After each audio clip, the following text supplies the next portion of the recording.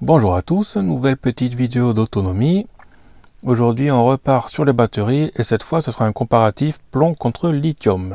On va partir sur un budget d'environ 4000 € à plus ou moins 100 € près, histoire de pouvoir comparer avec le même budget qu'est-ce qu'on peut obtenir en plomb et en lithium.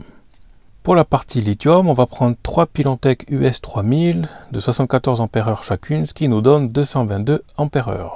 Il s'agit de la capacité totale de la batterie et le fabricant nous donne 6000 cycles à 80% de décharge ou 4500 cycles à 90% de décharge. Pour la partie plomb, on part sur 12 OPEC 910 Ah AC sur 100 pour donc avoir 910 Ah. Il s'agit aussi de la capacité totale et donc si on regarde la courbe du fabricant, on peut avoir 8000 cycles à 20% de décharge ou 6000 cycles à 25% de décharge. On va donc partir sur ces 6000 cycles puisque c'est une donnée qui est commune aux deux fabricants et donc au plomb et au lithium. Pour pouvoir comparer en fait les deux éléments, il faut avoir une base commune. Ces 6000 cycles, si on part sur un cycle par jour, ça nous donne donc à peu près 16,4 ans. Donc ça, ce sera la base commune aux deux blocs de batterie. Pour les OPEC, on part donc des 910 Ah qu'on multiplie par 25% pour obtenir 227,5 Ah utilisables. Et pour les Pilontech, qui sont donc le lithium, c'est 222 Ah multiplié par 80% de décharge, on a donc 177,6 Ah utilisables. Donc ces deux capacités obtenues, c'est ce qu'on peut faire en partant sur 6000 cycles, une référence commune entre les deux.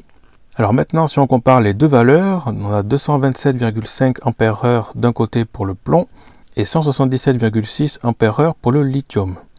Et donc en comparant ces valeurs, on voit très bien que en fait il y a plus de stockage en plomb qu'en lithium et que donc vous devez vous dire que je dis des bêtises depuis un moment quand je parle que le lithium est plus avantageux que le plomb et dans ce cas-là, c'est vrai, vous avez raison. Seulement, et il y a un autre paramètre dont je n'ai pas parlé, qui est la tension d'utilisation, qui n'est pas la même. Dans le cas des batteries plomb, on est en 24 volts et le lithium en 48 volts. Et donc, on ne peut pas comparer simplement les capacités telles quelles, il faut aussi comparer avec les tensions. Donc pour que ce soit plus clair, pour qu'on puisse réellement comparer les capacités, il faut mettre sous la même base de tension.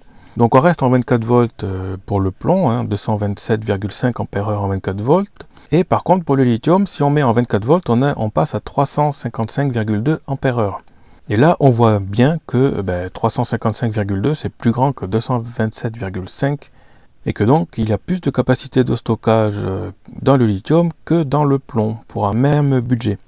L'erreur venait donc de la tension qui n'a pas été prise en compte dès le début, mais c'était volontaire pour vous montrer que si on compare simplement les capacités sans tenir compte des tensions, on peut se viander dans les calculs et du coup avoir quelque chose qui est faux. Et donc pour éviter ce genre de désagrément, on peut utiliser par contre l'énergie stockée à la place de la capacité. L'énergie stockée, ce sont les wattheures qu'on calcule donc la capacité multipliée par la tension.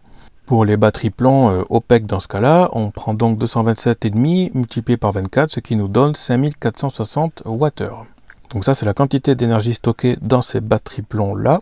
Et pour le lithium, on fait la même chose, on prend 177,6 Ah multiplié par 48 volts, on a donc 8524,8 Wh.